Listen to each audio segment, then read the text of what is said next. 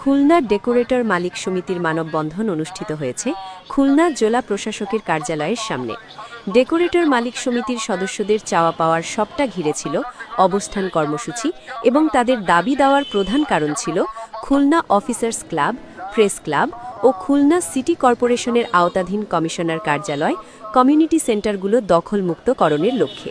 মানববন্ধনে উপস্থিত ছিলেন উপদেষ্টা, খুলনা বিভাগীয় ডেকোরেটর ফুল সাউন্ড মালিক সমিতির মোহাম্মদ জিকরুল ইসলাম, সভাপতি মনিরুল ইসলাম, সহসভাপতি শামসুদ্দিন আহমেদ, সহসভাপতি হেলাল উদ্দিন, সহসভাপতি জাহিদুল ইসলাম বাবু, সাধারণ সম্পাদক আবু বক্কর সিদ্দিক বাচ্চু, সাধারণ সম্পাদক তুষার আহমেদ, সহ সাধারণ সম্পাদক সোহাগ মিলন, সাংগঠনিক সম্পাদক জাহাঙ্গীর আরিফ, কোষাধ্যক্ষ শাহিন হাওলাদার, প্রচার সম্পাদক শাহিন ও কার্যকরী সদস্য